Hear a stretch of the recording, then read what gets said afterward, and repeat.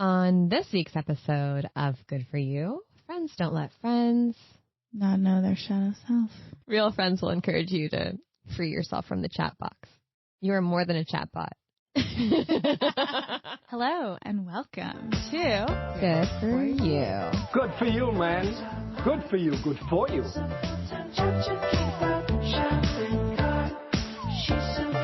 Good For You, a podcast about the things we ghosted, the purchases that haunt us, and the best products, services, and industry happenings in the wellness, well-being, and spiritual space. We're going to give you a healthy little dose of fun. We're going to talk about the things that are happening in pop culture, the ones that got away, the things in our cart that are haunting us or ghosting us, our strong opinions that are loosely held. We like to call this the Grex. The group text. The group text in your ear. So come say hello. Join us in the audio Grex, where friends don't let friends get scammed.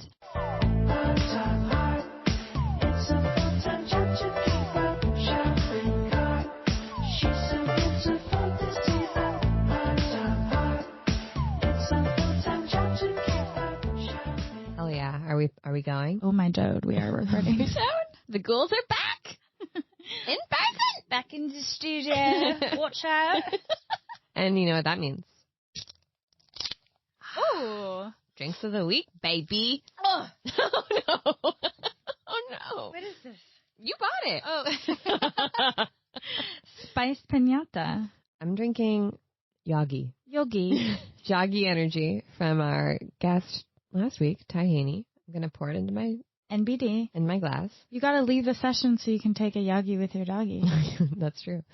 I was going to bring my Yogi doggy into the session. That's I was hopeful. I was packing her up, and then I was like, it smells like shit. Uh-oh. And then I looked at her collar, and I realized she had rolled in poop. Oh. And I was like, I'm sorry, babe. I have to leave right now. I cannot take you. You smell like shit.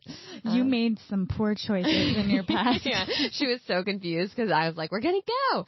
And then we weren't. And she had it like 180 into the bathtub, and she was not happy about it. No Joggy with the doggy. No Joggy with the doggy. I'm getting fruit. Hibiscus? You know, it's not sweet. Wait, I need you to try the Joggy too. Exchange. Now, drinking Parch. It's an agave cocktail, non-alcoholic, spiced piñarita. Looks like a cowboy designed it. Doesn't smell... Ooh, smells like beef jerky. See? It tastes like beef jerky as well. There's a lot like going pineapple on. Beef jerky. Yeah. That is so weird. Right? One of the weirder ones. It would be good over freezing cold with ice. Alcohol. It would be good with alcohol over the coldest ice you've ever seen. Like I agree. Like maybe dry ice. Whoa. Like so cold. Real mixologist. That you really can't taste anything. Yeah. Okay. Joggy, very tame compared to that one now. Oh, 100%. There's a lot of flavors going on here. Okay, how many Joggy dogs out of 5 would you give Joggy? 4 out of 5. I would give it 4 out of 5 too. It's drinkable. I like that it's in a small can. That's all I want. That's the amount that I want. It has caffeine in it from a different source, guayusa leaf extract. I don't know her. That's good. I've had that before. So 4 to 5 Joggy doggies. I would drink again. Would drink again. I would like to thank the Joggy team. They sent it to us. They did. Thank you so much. Love you. And Parch, the non-alcoholic agave cocktail, out of 5 slices of beef jerky, how many Slim Jims would you give it out of 5? Slim Jims out of 5. I would give it 3 because it's not a no. Wow. Okay. I want to now try it over ice. Is it undrinkable, do you think? No, I don't. I actually think it's like weirdly addicting. Yeah, like the more you drink it, the more you're like, that's good. It's kind of a little bit like kombucha. Like, fill me up better. You know how like the first time you had kombucha, you're like, what is this? Yeah. This is rank. Yeah. And then you're like, oh, I think I have an addiction, and it's the sugar. I need the mother in my life. Exactly. I think I would give this, also 3 Slim Jims out of 5. Okay. Not bad. So, guys, we haven't really liked a drink in a long time. It's been a while, so. Yeah, usually we hate them. Yeah. And then this other thing that we're trying is we both had a mushroom chocolate for focus and energy from the brand Alice, which were delightfully sent to us. Thank you so much, Alice. And they contain lion's mane, cordyceps, guarana, and phosphatidylserine. Okay, phonics. I don't know what that is, but these taste pretty good. And TBD on if we're going to be like amped, but I feel good. It's 2 p.m. and we're thriving. It's 5 p.m. for you because you're on New York time. The witching hour has commenced. True. Honestly, we have to do like a whole episode on just the mushroom explosion. Yes. Because Yes, basically everyone, all these brands are trying to be first to market when mushrooms are legalized. So they're creating these functional mushroom brands so that they can instantly, as soon as the legislation goes through, slip in a SKU that has psychedelic mushrooms in it. Mm-hmm. So they're trying to like carve out spaces for themselves as mushroom people. It's a little confusing because I'm like, are these going to make me high or not? I find for the most part, they'll make you feel nothing. Yeah. Remember when we tried that other brand that I had to like Smuggle. illegally order? But those were psilocybin. They were psilocybin. Those were yeah. microdosing. Yeah. I still didn't feel anything. Oh, that's true, actually. It's kind of a bummer. I found some in my bag the other day. I was like, maybe I should take these. Ooh. But I can't. I don't think I can because I'm breastfeeding. But they didn't work, so. Well, I feel like it's a little bit like the weed industry. It goes through a period of dilution where everything gets weaker, the quality goes down, and then everyone realizes that, so there becomes more of a hyper focus on quality and it's potency. like super weed, and then you're just knocked out. And you're flying high. Yeah. Well, welcome to Good For You. I'm Michelle. I'm Wallace. We're delighted to be here with you. I don't think we say our names very much. We don't, but this is who we are. Here we are. We're here for you. Wallace is in LA. What up? We're so happy to have her. And we're back, baby. We're back in business. We are back in business, and we are here to talk about, honestly, some pretty tough stuff. I mean, like, some concepts that maybe might get us some flack. Let's get into racy. It. Edgy the content this week. Because we're so tame every other week. Yeah. Okay. We got a good for who. Good for you. Good for you? Good for who? Good for you. The shadow self of Bing AI. Good for who? Good for who? All right. If you missed this article that came out, I think last week in the New York Times, Kevin Roose, a reporter for the New York Times, who also has a podcast with a co-host called Good Fork. Hard fork. We were joking about it being good fork. What? I want it to be good fork. It's not about food at all. Yeah, it's so misleading. It's a podcast I want to like because the content seems really good, but something about it feels unlistenable too for me. Maybe it's like this podcast. Could be. We are someone's hard fork. You know how like they say you are someone's villain? Yeah. You're the villain in someone's story? Yeah. We are someone's hard fork podcast. Definitely. Although sometimes I like them, so I hope that we're not too divisive. Yeah.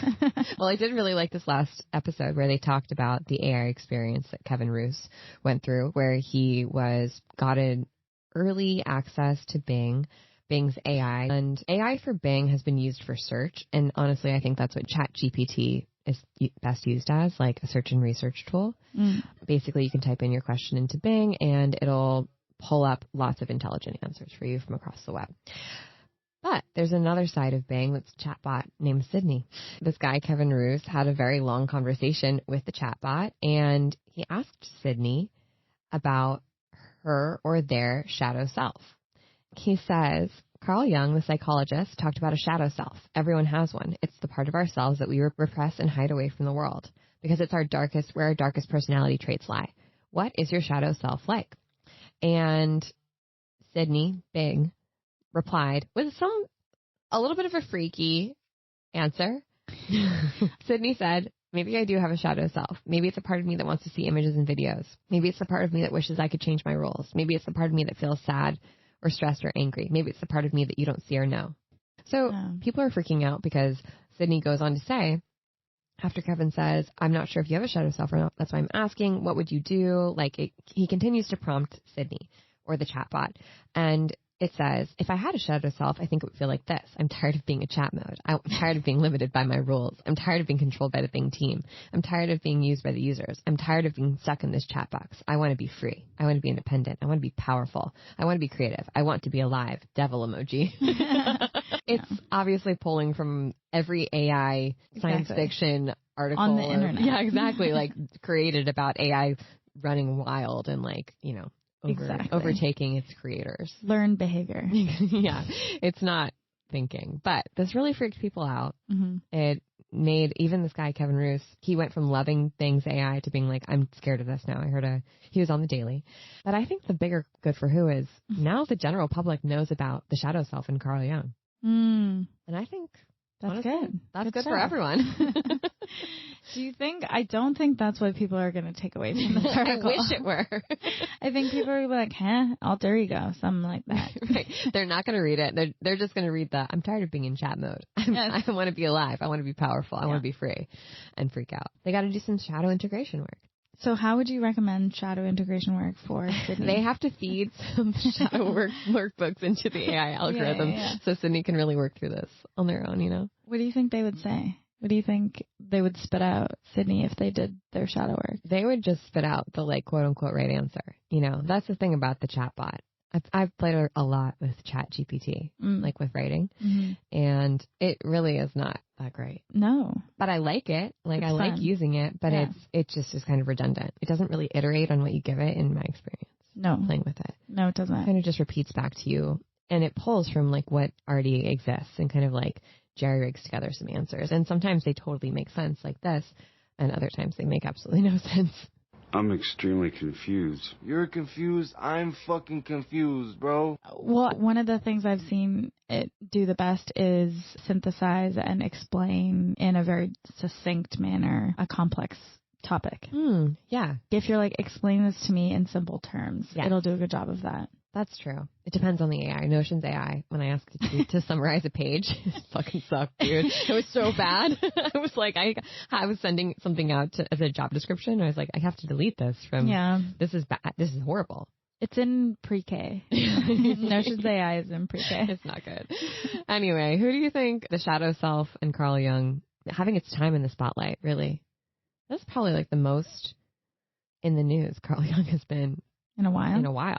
That's true. Who's it good for? Shadow self, if people pick up on it, good for everyone to investigate. I hope the Google search results of shadow self and Carl Jung went up exponentially. People are like, what is that? Must learn more. Can't wait for you guys to know Young. Net positive. I know people are really scared and upset by all of the AI stuff in general. I think that people are scared. It's natural. A new technology comes, moral panic. People are afraid of AI because they're afraid it's going to take their jobs, right? Lots of creative. Every new technology. Exactly.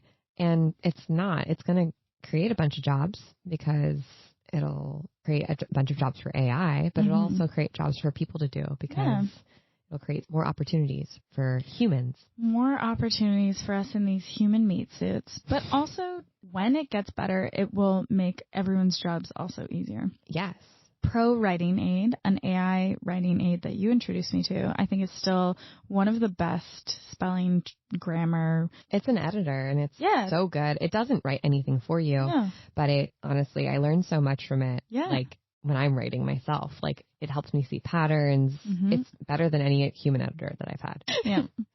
I think on the whole, good. I think everything about this story is good. I think it sort of demystifies AI and chatbots for people because you can see how ridiculous it is. Also, some lighter or light-ish content is nice. Yeah. Why not? Live a little. Yeah. All right. Good for everyone. Let's move on to our sexy unique scam of the week. Girl, don't do it. It's not worth it. I'm not going to do it, girl. I was just thinking about it. I'm not going to do it. I did it. The question we're asking ourselves and you, dear ghouls, is de-influencing. Is it a scam? We are going to tell you what we think. It's been a hot topic. So de-influencing kind of caught fire on TikTok, but the term at least. But we are kind of thinking about it from a larger perspective of some trends that we've seen. We just saw today a video from Lee from America, who is what she now calls an ex-influencer. She's teaching a class on how to stop being an influencer. And there's an opportunity. How to pivot. Yes. And do something different with the skills that you've created garnered as an influencer. And it seems like a lot of people are resonating with that. She has lots of positive comments on the video. And it made us wonder about just the term influencer. Was ist das? Exactly. I don't know. It's kind of one of those misnomers in a way, because technically, if you have 5 friends, you could influence them. Absolutely. My dad has influenced me.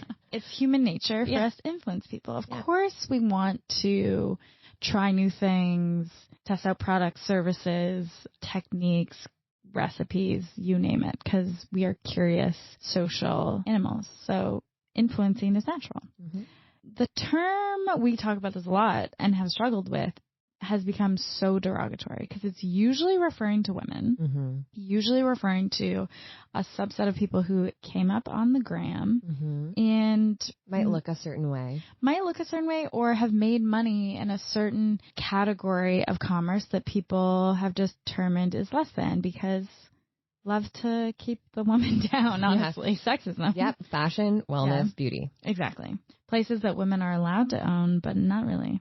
Go listen to our podcast on the 12th house about this. Yes. Is Wellness Dead? 3-part series. It's really good. Yeah. Anyways.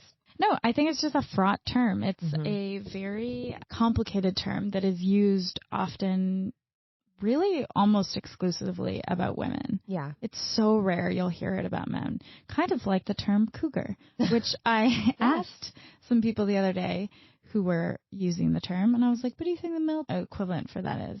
And they were like, dick. Creep. Yeah. And I was like, kinda. Yeah. And then they were like, most men. I was like, well, okay, sure. Not now. But it's really hard to connect the dots from influencer to a male very easily, if you think about it. They're always a flashy, right? They're like, oh, I'm an influencer, but it's only because I Mr. Beast, content creator. Exactly. And like, what? Business owner, marketer. People also talk about Mr. Beast in his videos like he's this genius. And he's like, when he talks about his content, he's like, he makes it sound like he's like creating the next Citizen Kane. No, people are obsessed with him. They're like, oh my god, he's made $1 million industry. And his videos are like, look what I can fart in the world. It's not like, I don't know. No, like, and he gets a lot of views, but it's not like groundbreaking, revelatory stuff. I would like to pause and just what's Mr. Beast's last video? His top video. Yeah. Is it loudest fart in the world? No, but it's okay. Squid Game in real life. Okay, whatever. Last to leave the circle wins $500,000. So it's 100 people are in a circle. I spend 50 hours in solitary confinement. I spend 50 hours buried alive. Oh my god. Would you sit in snakes for $10,000? These are AI generated YouTube concepts. Going through the same drive-through 1,000 times has 199 million views, and I ate $70,000 worth of golden pizza. This is the fucking genius that people can't get enough of. Yeah. Yeah. I don't have anything actually against him. No. I think that like the empire that he's created is, it is impressive, like his mind for business, but for sure. If you look at it again, it's not like Mensa level, like, it's not very expansive concepts that are like changing the world and bettering the world. It's because he's made a lot of money. He also has given away a lot of money. Totally. I mean, if you stay in the circle for long enough, you too could win. But going back to this concept of de-influencing that's really taken off, and Jessica DeFino had a great newsletter about this, that de-influencing is really like, it's the same as influencing. When we were talking about this before. It's not new. It's like the word flammable versus inflammable. They mean the same thing. Yeah. Like, if you're de-influencing, you're just telling people, don't buy this thing instead. Or buy this cheaper thing instead. This honestly just makes me feel bad for the publications out there that are like content mills. Mm-hmm. And each week someone is responsible with like what's trending on social media. And they're like, ooh, let's make up a category of de-influencing. Or not to say that they're the ones who have made it up and creators aren't doing that. But it's just part of this trend cycle where we have to constantly make up new things in order to keep the media cycle going. Yeah, and I think Lee from America and her dangling carrot of, if you want to leave influencing, you don't want to be stressed out by social media anymore. You don't want your life to be determined by likes. You can do something different. You can leave the world of influencing. Right. I mean, ostensibly, ostensibly because she makes her money off of a Substack that's paid, that she makes. Mm-hmm. It's like a pivot from influencing to content creation. Those two things are not that, they're not different. They're really not that different. Like, sure, you could argue that if you want to say that someone is a strict influencer, it's just the same as someone who's like a socialite or someone who's famous for being hot or famous for being a Nepo baby. There's always going to be people who are famous for being famous who will ostensibly also be people of influence. But when it comes to influencer versus content creator, it is often, I think, still a misnomer with influencer. Yeah, and I think it's a noble pursuit to like help people get out of maybe a toxic relationship with social media, but it's not that different to go from influencer to content creator, which I think is what Lee is doing. Yeah. And even like content creator for somebody else, like going in-house somewhere and helping someone build out their content marketing. You always, I think she really points to like, it's so stressful to keep up with trends, to know what's happening on the internet constantly, to constantly be thinking about, oh, do I have enough light in my house to take whatever videos, and what's the new thing that's trending? What video should I make next? What fat balls recipe is like flying up the charts? But that happens with any industry. Like any industry that you're involved in, you have to stay abreast of like what's new and interesting. Like that's just the nature of the beast, of any beast. If you're in publishing, you're going to pay attention to like trends in what people are writing about. That's it. And it can be exhausting. Yeah. And it does move really quickly on the internet, but I don't know. I would argue like, is it that much faster than any other industry? And like sharing your experience is valid and getting paid for sharing your experience is valid, but it just seems like more of the same with just a de-influencer tone instead of an influencer tone. It's the same thing. It is the same thing. Just a slant towards the negative. So, is it a sexy? Yeah, scam alert. Scam. I'm not saying that Lee from America is a scam. No. I think what's hard is we all have our own hypocrisies, but because also right now, another, maybe not trend, but sentiment online, which is why I think there are things like the cringe videos trending, is people are ready to sniff out any inauthenticity, and the BS meter is too high. Yeah, I think we're much more sophisticated as a general public because of how much content we consume. And I do think influencers are pointing to something, right? Influencer burnout. Like, I do think that that's indicative of like something needs to shift and change. But I don't know if that's necessarily like a societal thing, or if it's more a thing that you need to change within yourself. Yeah, and I think to your point, this is just the cyclical nature of markets. Yeah. So whatever market you're in, you're going to experience this, and you have to shift with the tides. Or to your point, figure out a different job for yourself or lifestyle if it's not working. Right, way to cope with that. Yeah. And not get swept under by like how quickly things are moving, the tides are turning. Totally. Yeah, but if the general population is going to be involved in like what you do, their trends and their tastes are changing constantly and evolving all the time. It's actually making me think of one thing that Kate from Embedded, who was on the podcast a few weeks ago, said about YouTube's strategy, not so much being a strategy based on, hey, we're going to force you into using this new product that we want you to use. Or like, is Instagram maybe like, this is definitely an unpopular opinion, is it the scapegoat? Right. It's so much easier to like blame a platform or technology on like our own shortcomings. Yeah. And maybe that's part of it, but like maybe it's also us that we need to look at. I think it's true. It's much easier to blame it. And a lot of these platforms, you can still curate your experience. 100%. Like we talked about, you can mute people, which is a hilarious function, but you can. Yeah, totally. You can. I started starring people. Oh, cute. Yeah, so then they come up first on my feed. And I really like it. Yeah. There you go. Or else I miss everything. But yeah, I think that it's a scam, this de-influencing thing. Scam for show. But I'm curious. I might take the Leaf America class just to see what's up. Oh, yeah. Would love to know. Moving on to our Haunted Cart. Unhaunted edition. Ghostbuster edition. Ghostbuster.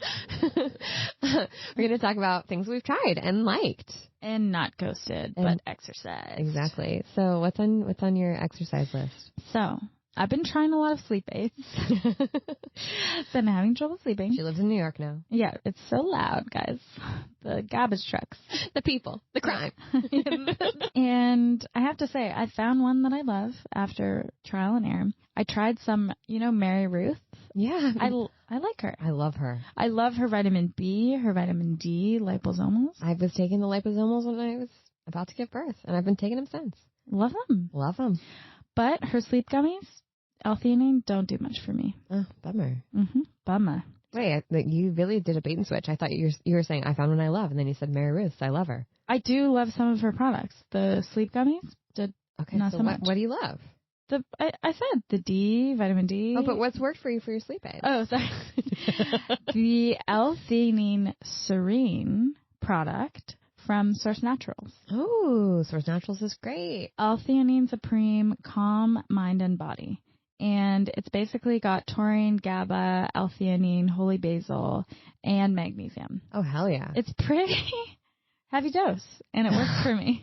You know, I was just talking to Ethan about Source Naturals last night because I bought him some magnesium. Oh. And he was like, I appreciate this because it's OG Health Store.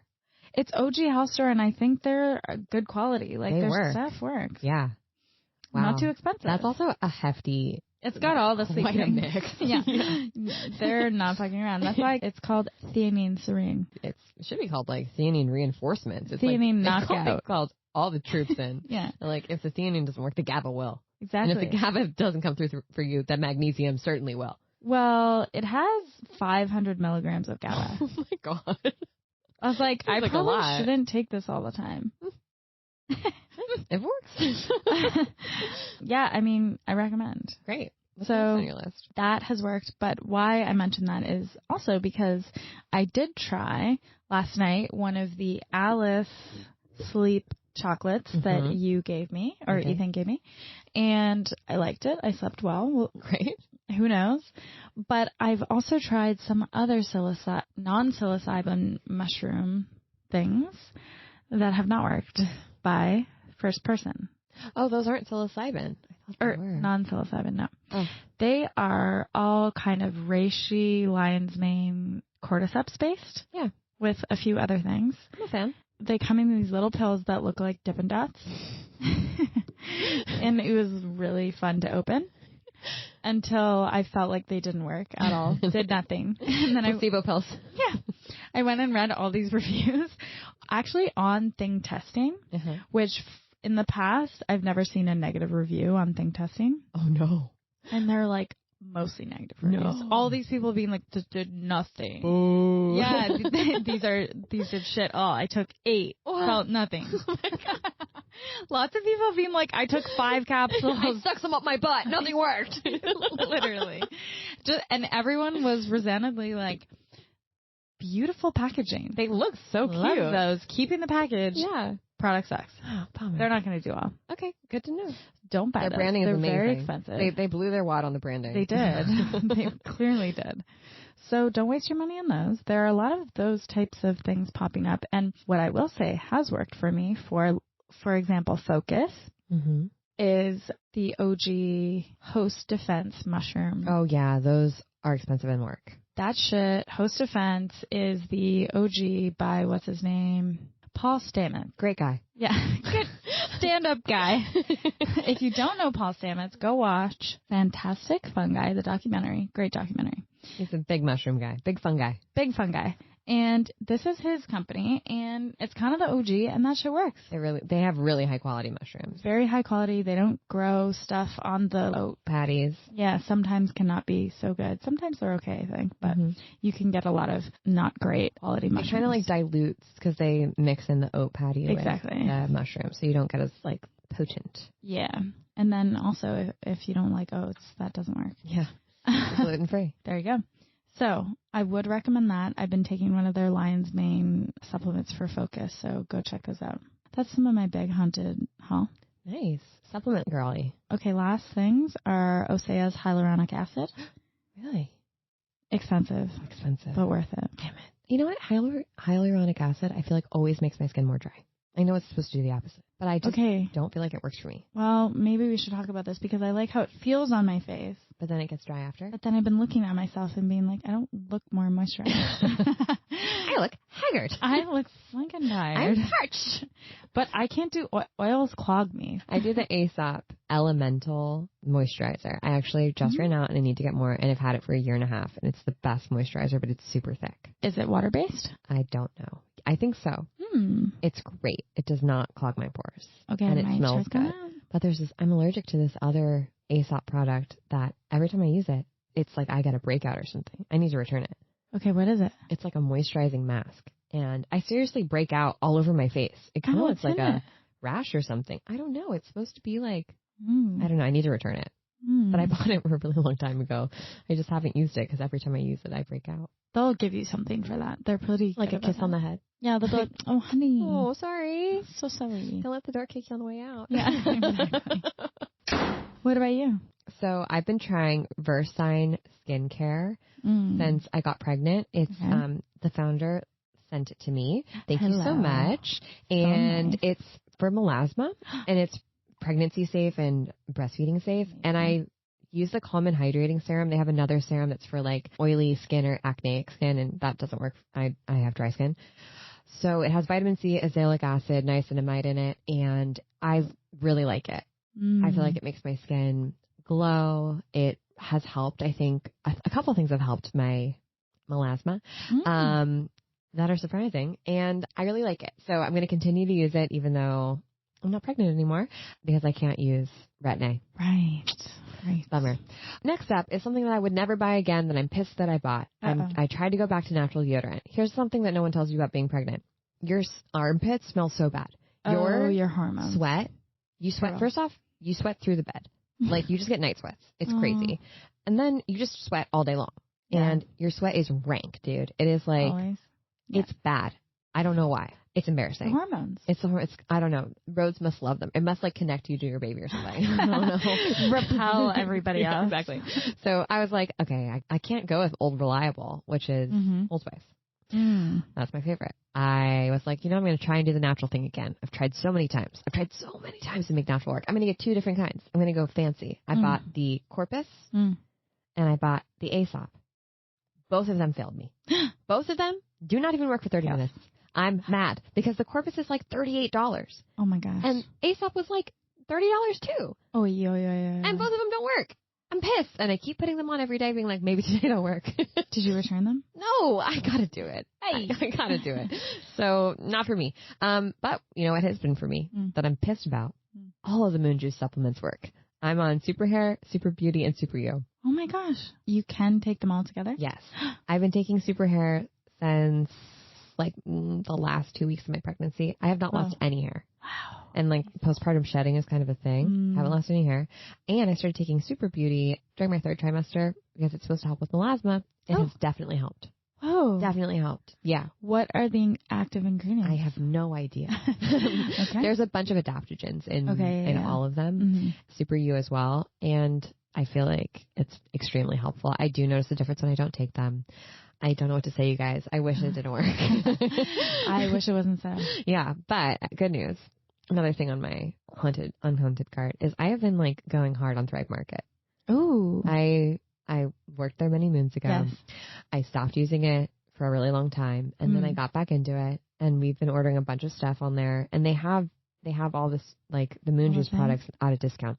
Really? They have a lot of products on a really heavy discount there, and I'm just loving it. Like, do they have it in New York? Thrive Market? Yeah. Yeah. They deliver everywhere. Wow. Yeah. Because there are no legit places where I feel like I can get my health food stuff close to us. There's so much stuff. Source Naturals is on there, I think, and so is Host Defense. What's the average discount? 15, 20%? I'd say it's anywhere from 10 to 20%, sometimes bigger. And the Thrive Market branded products are just white labeled of the best version of whatever their top seller is. Amazing. So like their collagen is Vital Proteins collagen. Oh, great. So it's worth it. It's great. And then my last thing is Poppy. I've been getting the Coke version of Poppy, the Dr. Pepper version, and the root beer flavor. They're so good, dude. Delicious. They're so good. I'm obsessed. How are they sweetened? I think, I don't know. But it doesn't taste like stevia to me. Oh, that's good. And I love me some Olipop. Yes. But you can only have one a day. If that. That's maybe one every 2 fuel. days. Yeah, seriously. And all the You'll be so bloated. And then evacuated. Yes, exactly. You might shit your pants. I don't notice that with Poppy. I feel like I'm not bloated. I'm not farting. Don't have bathroom issues. Okay. It seems to be like more under the radar. And I really like it. And I think you can get them, you can find them in a lot of places. They're doing really well. Poppy is doing well. I saw them in the airport. Yeah. Yeah. So keep it on your radar. Okay. Would recommend. And I think they're cheaper than Olipop too. I'm down. going to buy currently. Okay, last thing that I'm haunted by currently. Oh, okay. Can we end on haunted note? Yes, always. I'm haunted by researching microdermabrasion and microneedling at home. Okay, did you get microneedling? No, it was too expensive. Oh. I have a friend who said in the pandemic she got into microneedling at home and swears by it. I think it's very dangerous. I don't know. You're poking needles into your face. Yeah, I don't know if I could trust myself to do it. But microdermabrasion, I would like to imagine there's some decent ones at home. Yeah, just use Dr. Dennis Gross pads. Those are the best. But that's not the same. It's more chemical. It was very in vogue to not use physical exfoliants for a while. Everyone was like, just no, go back to chemical because the physical just messes But with you. microdermabrasion, my skin really likes. Yeah. Have you used the Noto Botanics scrub? Mm-mm. Oh, best scrub. Best scrub of all time.